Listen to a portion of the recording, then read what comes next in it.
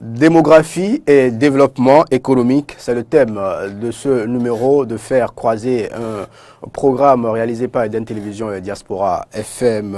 Un invité sur ce plateau pour nous décrypter ce thème. Peggy Ludovic Dagba, bonjour. Bonjour à vous, Tranquillin Belentin, chers amis téléspectateurs, auditeurs, bonjour. Tranquillin Belentin, je ne sais pas si vous vous rappelez cette déclaration de Emmanuel Macron, tout nouveau président de la République française, qui, ma foi, parlait de la natalité, la trop forte natalité en Afrique. Une déclaration qui ne cesse de susciter des vagues. Eh bien, la CEDEAO vient de prendre une décision, limiter les naissances à 3 au maximum par foyer. Voilà donc ce qui nous a conduit à prendre ce thème démographie et développement économique pour voir si réellement le développement de la démographie devrait empêcher l'éclosion économique. Alors pour en parler, nous avons avec nous Monsieur Wilfried Monou. Il est journaliste, spécialiste des questions économiques, directeur de publication du journal Économie Plus. Monsieur Monou, bonjour. Bonjour, chers confrères. Merci d'être avec nous. Plaisir renouvelé. Avec beaucoup de plaisir aussi de notre part, nous vous retrouvons. Alors dites-nous, quel est l'état des lieux? Qu'est-ce qu'on peut comprendre en fait par développement économique et démographie? Alors, vous savez que quand on parle de démographie, c'est une science qui étudie l'évolution de la population. Et cette évolution a forcément des impacts tant sur l'économie que sur l'environnement. Donc, l'évolution de la population a forcément des liens, quand bien même ce n'est pas perceptible en termes de corrélation avec l'économie, mais dans les faits, je donne un exemple simple. Lorsque vous prenez un espace donné où on a 2 personnes qui y vivent, l'environnement ne subit pas les mêmes coûts que lorsque 20 personnes vivent dans ce même espace quelques années plus tard.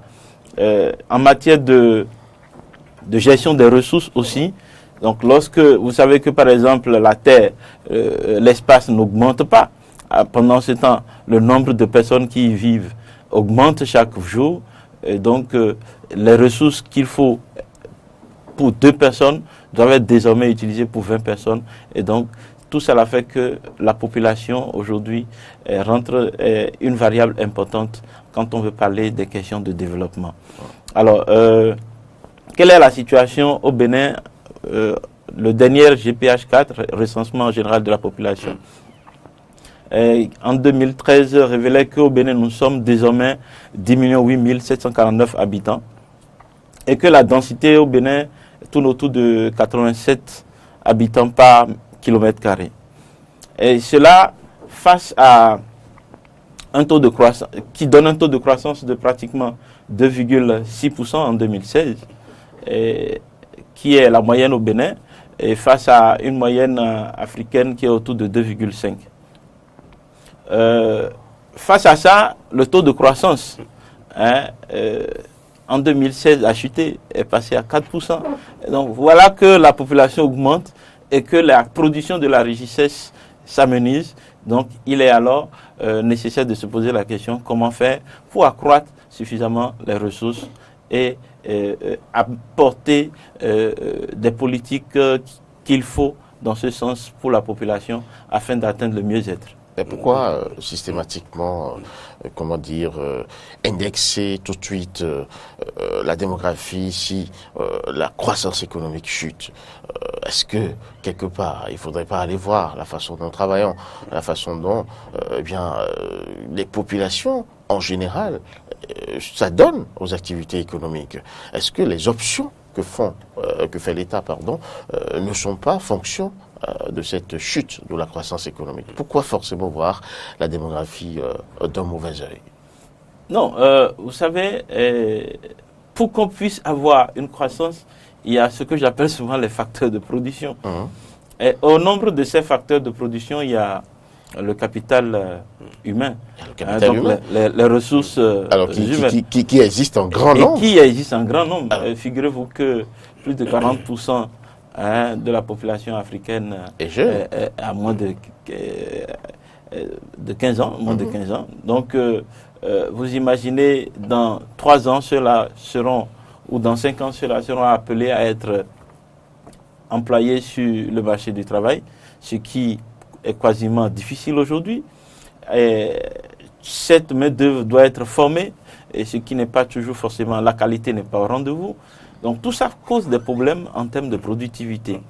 Les infrastructures qui doivent suivre ne suivent pas toujours forcément, et alors il se fait que il y a un amenuisement de la productivité, et donc il faut faire attention avec la fécondité. Donc soit les politiques qui sont mises en place doivent être adéquates et suffisamment vulgarisées pour que tout le monde puisse comprendre l'intérêt d'aller dans le même sens. Un État, c'est quand même des prévisions, en fait, des prévisions en tenant compte de ce qui va se passer, ça part dans 10 ans, dans 15 ans, dans 20 ans. Et justement, pour que l'on a vu les grandes démocraties, les grands pays comme la Chine, l'Inde et tout ça, ils ont réussi à développer leur pays avec une démographie quand même très forte. Pourquoi aujourd'hui en Afrique, particulièrement au Bénin, on veut faire le contraire? Ça gêne qui? Non, en fait, est-ce que on n'est pas encore... C'est vrai qu'avec la décision de la CEDEAO, le Bénin se sent impliqué. Mais il se fait que chez nous, le taux de fécondité par ménage est autour de 5,4 enfants par ménage. Ça fait pratiquement 6 enfants par ménage. Disons 6 enfants. Mais on remarque que pour que ces enfants puissent être bien éduqués, par exemple, puissent bénéficier des soins de santé primaires les plus proches, il y a des difficultés. Et quand bien même il y a des projections pour que ces éléments soient mis à la disposition de la population, mais nous n'avons pas toujours les ressources nécessaires pour construire. Aujourd'hui, par exemple, l'une des conséquences du recensement général de la population, nous avons désormais 8 communes qui ont une population au-delà de 200 000 habitants. Ça doit normalement amener les autorités à revoir la politique sanitaire, par exemple. Parce que une zone sanitaire, pour être plus proche, doit être construite pour 200 000 habitants.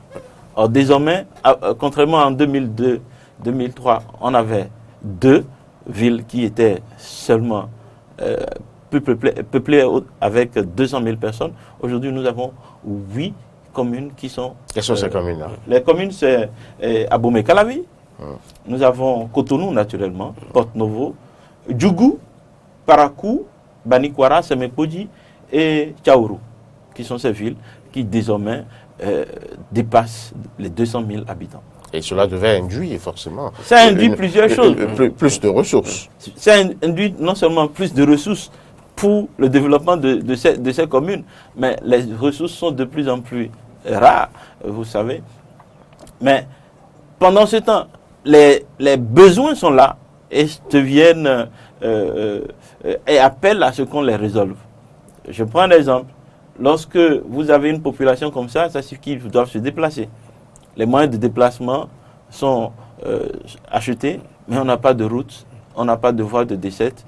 On produit dans les champs, mais on ne peut pas les sortir. Les convoyer vers les marchés. Dans le même temps, on a besoin de former les élèves. On n'a pas suffisamment d'écoles, où on a des salles de classe 100 mètres, où 1 mètre pour 2 classes CICP par exemple, ce qui n'est pas normal. Et pas parce qu'on n'en a pas formé suffisamment, parce que ce n'est pas les ressources qui manquent, ce n'est pas des potentiels maîtres qui manquent dans le pays, seulement que l'État, dans sa politique, n'a pas pris en compte ces détails-là. Et dans le même temps, pour réaliser les infrastructures dont vous parliez tout à l'heure, il faut quand même une main-d'œuvre. Il faut des hommes, des femmes pour travailler sur le terrain. C'est de cette main-d'œuvre qu'il s'agit. Pour qu'on puisse avoir cette main-d'œuvre de qualité, il faille qu'ils aient été formés.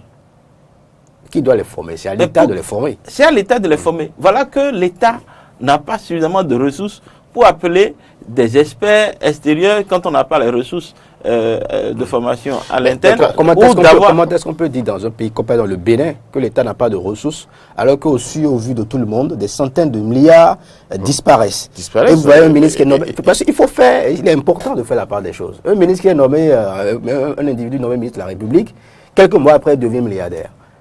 C'est des éléments qu'il faut prendre en compte. Vous êtes en train de mettre le doigt, en fait, sur le... je ne voudrais pas utiliser de gros mots, sur la responsabilité ou l'absence de responsabilité, d'abord des cadres, puis des politiques. Parce que les choix qui sont opérés ne sont pas forcément efficients. Vous venez de dire qu'on nomme un responsable à un poste et tout de suite, il devient milliardaire. Pourquoi? Parce que la gouvernance n'est pas transparente.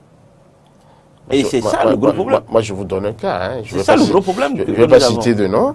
Un ancien ministre de la République, dans le cadre, notamment, on va dire, d'un projet de l'État, eh bien, l'État a acquis un bien qui devrait servir pour résoudre le problème. Le Trésor public sort les sous. Mais lui, il intime l'ordre à la structure utilisatrice de cet élément de payer cette facture de telle sorte que les sous sortis par le Trésor puissent être passés comment dire, dans les travers, quoi, tranquillement. Donc c'est le gros et ça, problème. C'est au niveau ministériel. Hein. Et ce n'est pas les structures de contrôle qui manquent à l'État.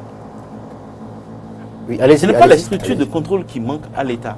Malheureusement, ceux-là aussi ont une complicité indirecte. Ils ont une complicité indirecte. Et donc, lorsqu'on veut régler les problèmes, c'est pourquoi moi je dis les voies de solutions qui sont proposées ne sont pas forcément les meilleures. Il faut commencer déjà par rationaliser les dépenses publiques. Il faudrait commencer par fermer ces voies de distraction de nos ressources. Et nous verrons que le peu de ressources peut être utilisé à bon escient. Mais qu'est-ce qui explique, comment dirais-je, cette vulnérabilité de nos caisses face à ces urgences que vous mettez en lumière? Comment comprendre que l'État qui a la puissance publique, avec ce gouvernement, on a vu que l'État peut créer autant de, comment dirais-je, structures, autant d'éléments pour pouvoir trouver de l'argent. Et chaque fois on dit l'État manque de moyens alors que les urgences sont là. Vous avez parlé de la formation des élèves, la formation de ceux qui doivent former ces élèves. Et c'est toujours par problème de ressources qu'on n'y arrive pas ou on y va clopin. Et voilà, aujourd'hui, on nous dit que la politique de natalité n'est pas ce qu'il faut. Et l'autre élément, le monsieur ou la dame qui décide de faire, par exemple, 5 ou 9 enfants, c'est pas l'État qui lui donne l'argent pour subvenir aux besoins de ses enfants. Il s'organise ou bien elle s'organise pour répondre aux besoins de ses enfants. Alors, en temps normal, dans les pays qui se respectent, c'est l'État qui devrait les accompagner. Ça ne se fait pas. On a parlé de la création d'industries. Si ces industries étaient des usines, surtout, de transformation de produits de première nécessité, notamment ananas, orange et tout ça. Si ces usines avaient été créées, on aurait quand même recruté de la main de permettre à ces gens-là de produire de la richesse. Ça ne se fait pas. Par exemple, tout à l'heure dans le bulletin de l'information, on a joué une enquête sur l'hélicoptère utilisé par l'ancien chef de l'État, Thomas Boni-Yayi, qui a fait perdre à l'État béninois plusieurs dizaines de milliards. Mais voilà des choix qu'on fait au détriment de l'urgence, au détriment des réels problèmes que nous avons. Et on pense que c'est en limitant la naissance qu'on va y arriver. Ça pose un problème. C'est pourquoi j'ai parlé tout à l'heure d'options, de choix à opérer. Vous voyez, ce que vous venez de dénoncer est une réalité. Mais qui punit qui dans notre pays? Quel pouvoir contrôle quel pouvoir? Quel pouvoir arrête les dérives de tel pouvoir? Nous avons pourtant des tests. Nous avons des institutions de contre-pouvoir. Les institutions de contre-pouvoir sont des institutions de contre-pouvoir de non. Imaginez, un ministre, après l'exercice de ses fonctions, depuis qu'on a commencé l'expérience démocratique, après 27 ans, on est toujours en expérience démocratique, s'il vous plaît. Combien de ministres sont passés pour justifier les faits? Pourtant, il leur est imposé de déclarer leurs biens à l'entrée et à la sortie de la fonction. L'institution qui reçoit cette déclaration, quels sont les moyens qu'elle a pour vérifier si les déclarations là sont vraies?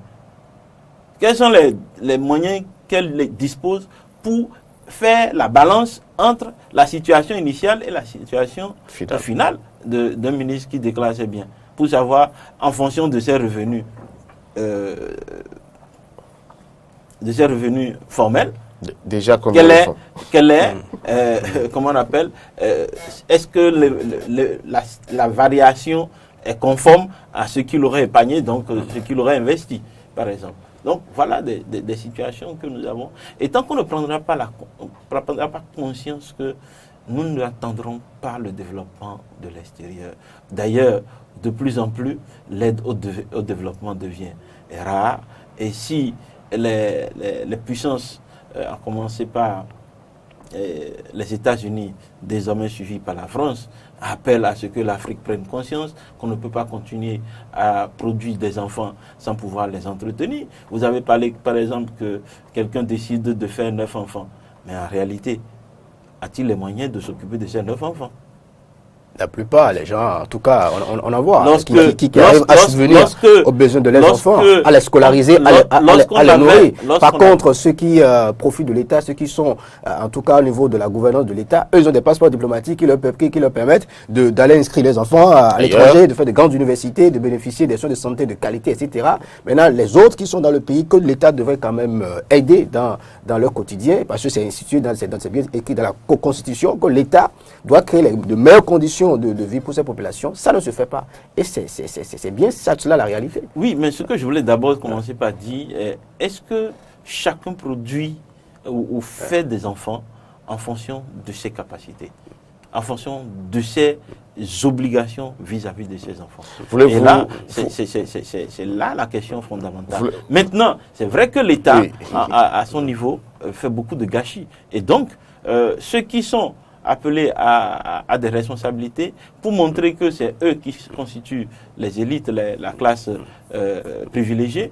Ils font des choses que, si vous vous demandez, si on devait s'interroger, comme je disais tout à l'heure, vous verrez que plusieurs de nos responsables seront sous les verrous, encore qu'on n'a même pas de place dans les prisons, et ils sont incapables même de rembourser ce qu'on va leur demander. Un directeur de société qui a 3 enfants au Canada, vous savez ce que ça lui coûte chaque mois? Il trouve les ressources où? Et ça, c'est des questions qu'il faut qu'on puisse nous poser. Malheureusement, la presse qui pouvait faire encore ce travail d'investigation, aller vérifier tout ça là, n'a pas suffisamment de moyens parce qu'on nous contraint. On n'a même pas un environnement favorable au développement de la presse. Et l'autre élément, en France par exemple, le chômeur, il a un salaire. Le chômeur, le monsieur ne fait rien et puis il a un salaire. Ici, quel moyen détient l'État quel moyen de pression détient l'État? Parce que l'individu a sa liberté, a la liberté de faire ce qu'il veut, ce qu'il souhaite. L'État a quel moyen pour limiter la naissance à 3? Bon, ça c'est la difficulté que la décision de la CEDEAO... Vous ne payez pas de salaire D'abord, les chiffres je ne jette pas un pavé dans la main de mes amis de l'UNICEF. Les chiffres en la matière, on n'en dispose pas. Quand je prends par exemple combien de chômeurs nous avons au Bénin, on vous dira qu'on est autour de 2%, mais dans la réalité, on a un taux de sous-emploi élevé. Donc, vous vous souvenez de cette guerre qui a fusé entre-temps où on disait que le Bénin n'a pas de chômeurs. Oui. Que le Bénin était l'un des pays les plus heureux en Afrique. Parce qu'en fait, à la bonne définition du chômage, c'est celui qui a eu à travailler une fois. Et donc, très peu de gens ont eu un emploi et après l'ont perdu. Mais le primo-emploi... Et tous ceux qui n'ont jamais eu d'emploi. Voilà. Le primo-emploi, c'est ça qui constitue en réalité le gros problème chez nous. Parce que nous produisons plus de 120 000 étudiants qui sortent chaque année sur le marché de l'emploi. Et ces étudiants ne correspondent à aucun profil, en réalité, en termes de besoins au niveau des entreprises. Et les écoles professionnelles? Quelles écoles professionnelles? Ils font quoi? J'ai l'habitude de dire que nous avons un système qui est hypertrophié. Vous prenez l'enseignement général. Dans l'enseignement général, nous avons plus de 80% de nos élèves. Les 20% qui sont dans l'enseignement technique et professionnel, 60% se retrouvent au secteur tertiaire, en comptabilité, en commerce. Où est l'outil de production? On veut produire quoi? À partir de ce moment, même vous prenez un comptable, pendant sa formation, il n'a jamais vu un livre comptable, il n'a jamais vu un livre journal. Vous voulez qu'il puisse faire quelle imputation? Vous prenez un commercial, il n'est jamais allé sur le terrain pour aller faire de la prospection, pour aller faire une étude de marché. Et vous voulez qu'il rentre quoi quand il rentre? Donc, les curricula doivent être revus entièrement. Et bon, moi, je ne vais pas rentrer dans cette guerre actuellement au niveau de truc là, mais pour moi, il faut repenser notre système éducatif fondamentalement et savoir que lorsqu'on a un enfant qui rentre au CI, qu'est-ce qu'il doit pouvoir faire au CM2? Quelles doivent être ses aptitudes au CM2? Au CM2, il est censé avoir 11 ans. Quel rôle il doit être capable de jouer dans notre société? Lorsqu'il arrive en terminale, quelles sont les aptitudes qu'il doit pouvoir avoir? Et ce n'est qu'à partir de ce moment qu'on va redéfinir effectivement des curricula qui peuvent être insuffler le développement économique de notre pays. Mais si on va continuer avec les plagiats actuels, je crains que nous ne puissions pas sortir de ce cercle vicieux. Donc vous pensez que cette décision de la CEDEAO est franchement synthétique? Bon, c'est malheureux. En fait, j'ai l'impression que c'est pour contenter les grandes puissances. Hein. Parce que Donald Trump l'a dit, lorsqu'il pleut, les Africains, au lieu d'aller s'occuper de la terre, préfèrent s'enfermer et puis se livrer à l'aide dont vous savez. Et Macron dit, on ne peut pas continuer à venir aider ceux-là qui ne pensent pas à ce que leur population, avec un taux de fécondité élevé, on ne peut pas continuer à venir régler leurs problèmes s'ils ne prennent pas conscience. Donc, est-ce que là, dans cette déclaration, dans ces mots, est-ce que on n'est pas en train de chosifier l'Africain? Est-ce qu'ils peuvent parler d'aide? Regardons-nous en face. Ceux-là qui viennent extorquer nos richesses, hein, les milliers de richesses minières, de sous-sol et autres, qui nous retournent sous forme travaillée, viennent parler d'aide. Est-ce qu'on va toujours continuer par accepter ça? Parce que l'Africain n'est pas encore prêt. Pourquoi il n'est pas prêt? L'Africain n'est pas encore prêt pour savoir que le continent le plus gratifié par la nature est l'Afrique. Les richesses du monde sont en Afrique. Et donc aujourd'hui, si tout le monde se bat pour venir prendre une part de l'Afrique, c'est aux Africains de savoir. Est-ce que vous ne pensez pas que c'est le démantèlement? Et lorsque en Afrique, on entretient des foyers de guerre partout, des foyers d'instabilité partout, vous pensez que c'est pourquoi? C'est pour pouvoir nous distraire, pour que nous puissions nous occuper d'autres choses, pendant que quand les autres viennent pour travailler pour la paix, ils font d'autres travaux derrière, vous savez de quoi je parle. Et vous ne pensez-vous pas que c'est une honte pour nous, Africains, quand la CEDEAO, la CEDEAO, à travers son Parlement, annonce une telle réforme suite à la polémique lancée par cette déclaration de Macron? Lorsqu'on a des intellectuels à ce niveau, même si la réforme elle est utile pour nous, mais le contexte, le moment est très mal choisi. Moi, je dirais plus. Est-ce que nous avons d'injonctions à recevoir de Macron? Normalement, non. Avant déjà de prendre nos dispositions à nous. Si nous faisons cet enfant, si nous choisissons de faire cet enfant, c'est que nous nous donnons les moyens de pouvoir encore que qu'on le veuille ou pas, pendant que l'environnement juridique ne le favorise pas forcément dans nos pays, et nous avons le planning familial qui est mené avec un grand renfort médiatique dans nos pays. Hein, et les mesures de contraception sont divulguées hein, dans nos pays. Donc ça veut dire que ça veut dire que depuis faire longtemps, beaucoup d'enfants reste le choix des Africains. Non seulement. Pourquoi veut-on alors non seulement, mais vous pensez changer d'avis? Non, vous savez, j'ai l'habitude de, quand il faut parler de ça, j'ai dit c'est parce que nous ne savons pas là où nous voulons aller. Nous ne savons pas là où nous voulons aller parce que avoir une forte population. En 2050, l'Afrique comptera 2 milliards d'habitants.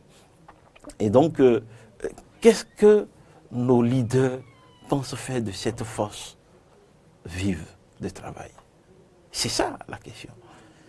Est-ce que nous avons... Quel est notre comportement par rapport au développement technologique? Quelle est notre part dans le développement technologique? Est-ce que nos systèmes, nos professeurs, docteurs, dans nos universités, dans leurs laboratoires, qu'est-ce qu'ils apportent pour qu'on puisse avoir, en 2050, une ressource humaine de qualité?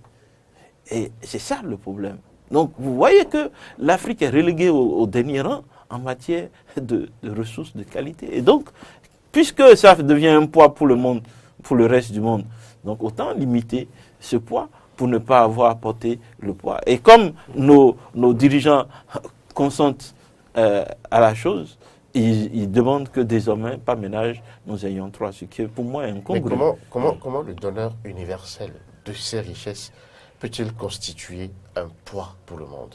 J'arrive pas à comprendre.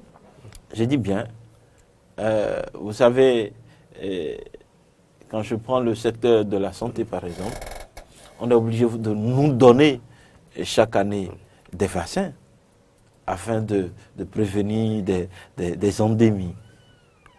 Je voyais. Donc, si nous-mêmes nous avions nos laboratoires qui produisaient ces vaccins, ces besoins au plan local, les autres n'en trouveront pas, que c'est un fardeau. C'est pas parce qu'ils viennent chercher. Le monde n'est pas fait de philanthropes. Hein.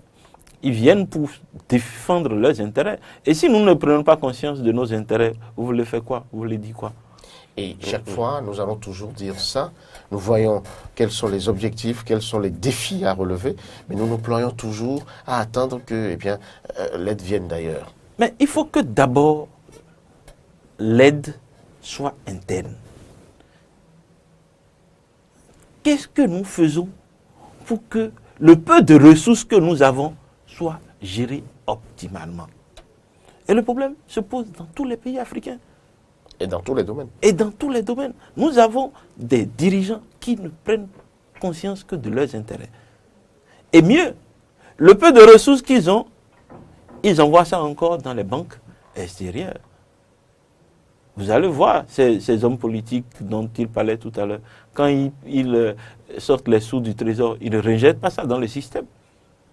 C'est dehors. Pour la plupart, ils cherchent à envoyer ça dans les banques extérieures. Et sans trace, s'il vous plaît. Et à partir de ce moment, comment on peut alors appréhender leur richesse? Allez voir ceux qui se pavardent au soleil pour dire qu'ils sont les richards. Et demandez-leur quelle est leur situation nette. Ils ne pourront pas vous donner ça. Parce qu'ils savent que s'ils en parlent, les fiscs vont se lever. Parce que le fisc, effectivement, a le droit de prendre chez ceux qui en ont trop pour donner à ceux qui n'en ont pas suffisamment. Aujourd'hui, il y a des pays qui viennent chercher la main-d'œuvre en Afrique, en Amérique latine et tout. Sont-ils en train de pousser l'Afrique à vivre ça d'ici 20, 50 ans? Parce qu'en réalité, j'ai parlé de la Chine, vous n'avez pas opiné là-dessus. La Chine a bâti son économie, sa force, sa puissance sur cette démographie-là. L'Inde, pareil. Est-ce qu'on veut nous pousser justement à avoir des problèmes d'ici 50 ans? Parce que demain, il faut quand même des hommes pour pouvoir relever ces défis-là. Pour relever les défis de développement. C'est pourquoi l'armée, une armée forte sur le continent, il faut des bras valets. Combien d'hommes? De milliers d'hommes. Des enseignants de qualité, il faut des hommes. J'ai répondu, mais c'est cela. J'ai répondu à votre préoccupation, mais en disant ceci. Il faut que nos politiques puissent mettre des politiques de population adéquates en place. Il faut d'abord que nos politiques s'affranchissent. Il faut qu'ils s'affranchissent. Arrachent vraiment cette autonomie, cette liberté. Parce que la politique de développement, la politique, tout est dicté. Parce que lorsque, aujourd'hui, vous entendez le nouveau slogan, ce n'est plus les plans de perspective, vous allez entendre les plans nationaux de développement, les PND. C'est ça qui est aujourd'hui en vogue. Vous allez au Burkina, vous allez entendre, vous allez à Abidjan, vous allez entendre, vous venez bientôt au Bénin, on en parlera aussi. Et tout ça là, c'est toujours dicté de l'extérieur. Mais aucune réflexion endogène, c'est ça qui me gêne. Et je dis, pour pouvoir fait face à la croissance démographique, il faut des réponses simples. Comment assurer l'éducation de cette masse de ressources à exploiter dans 20 ans, dans 30 ans? Et tant qu'on ne prendra pas conscience, on aura toujours des jeunes qui, fatigués de couler sous le poids de la misère, à traverser, à prendre des risques. Vous imaginez, je donne 2 à 5 millions pour traverser le désert, aller traverser la Méditerranée à la recherche. Et ne pas trouver. Je dis bien, il dépense. Je dis Alors- quelqu'un qui prend le risque de traverser le désert et la Méditerranée en donnant à des inconscients 2 à 5 millions. Alors qu'avec ces 2 à 5 millions, Avec ces 2 à 5 millions, il aurait pu pas pu entreprendre. faire quelque chose chez lui. Hein, il aurait pu entreprendre Il peut chez faire lui. quelque chose chez lui. Parce que chez lui, par exemple, il y a La seule ça tire chose- dans tous les sens. la seule il y a cho- peut-être la guerre. Pourquoi ça tire dans tous les sens? Je viens de Ça dire bouffe, ça. ça bouffe. Au Ça moment, tire dans tous les sens. au moment où ça tire dans Ça tous les racle. sens, ça aspire ailleurs. Hein, et ça racle ailleurs. Parce Mais et c'est cela là qui est la réalité. et c'est pourquoi vous allez voir que ceux qui arrivent à finir la traversée, quand ils arrivent, ils réclament que c'est leur droit. Parce que s'il y a instabilité chez nous, c'est à cause de vous. Et donc, on ne peut pas retourner chez nous. Donc, vous êtes obligés de prendre soin de nous. Donc c'est le serpent qui se mord la queue. C'est le serpent qui se mord la queue. Aujourd'hui, vous voyez la politique de l'Allemagne, que l'Allemagne se fixe aujourd'hui, c'est d'amener à contenir l'immigration. Pourquoi? Parce qu'ils constatent les revers de ce mouvement-là, de la population vers eux. Aujourd'hui, l'un des pays où il y a un fort taux d'étrangers, c'est l'Allemagne. D'accord? C'est vrai que cette immigration favorise le développement de leur économie, mais de l'autre côté, il y a plein de problèmes sociaux qui sont derrière. Et donc, pour contenir désormais l'immigration, l'Allemagne veut mettre pas les pieds en Afrique et permettre de mettre... Mais c'est toujours eux qui pensent et nous, on ne fait que... On subit. On subit. On ne fait que consommer. C'est malheureux. On va, de toute façon, dans les malheureux. croisés, on recevra un enseignant d'université, un assistant, qui va nous analyser ces décisions sous un autre angle. C'est important de comprendre ce qui se passe. L'Afrique n'est pas industrialisée. Et quand on prend la décision d'aller à l'industrialisation, on dit non, il faut faire quoi? Les OMD. Les OMD sont terminés. On a encore à venir, on est revenu avec aux ODD. Après ça, on va encore dire non. Chaque fois pour nous détourner pendant de nos que objectifs. nous n'avons pas encore, nous ne créons pas de tort, et ça je le dis avec fierté, à l'environnement. Nous n'avons pas d'industrie qui rejette dans l'air des tonnes de polluants. Eux autres, ils l'ont fait. Et pourquoi ils veulent nous faire payer la facture à leur place? Mais quand nos cadres et nos dirigeants vont dans ces sommets-là, ils sont incapables de dire ces vérités-là aux autres. Et donc, pour qu'on puisse aujourd'hui avoir bénéficié des prébendes du fonds vert, on est obligé de faire le salam alek et on attend que les autres nous financent pour aller dans ce sens. Merci à vous. Moi, je suis vraiment peiné de voir que la main-d'œuvre qu'il nous faut pour aller au développement, on nous amène aujourd'hui à la restreindre, à l'étouffer même dans l'œuf. Et c'est dommage que nos dirigeants puissent aller dans ce sens. Les ressources humaines sont indispensables. C'est l'un des facteurs de production et d'ailleurs, c'est le premier capital de l'entreprise.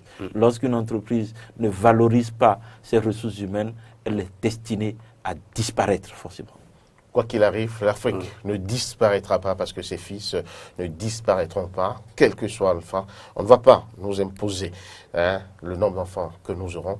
Si nous décidons d'avoir 9 enfants, c'est que nous nous donnons les moyens de pouvoir les entretenir. Si nous devrons faire 3 enfants, c'est à nous d'en prendre la décision. Et là, le réveil de l'Afrique devrait prendre par là. Nous dirons non à cette décision de la CEDEAO. En tout cas, les Africains ne sont pas prêts à se laisser aplatir. Merci de nous avoir suivis. Là, ce n'est plus la voix du journaliste, mais c'est une conclusion totalement passionnée, c'est normal. Ben oui, c'est ma réaction. C'est la fibre panafricaine.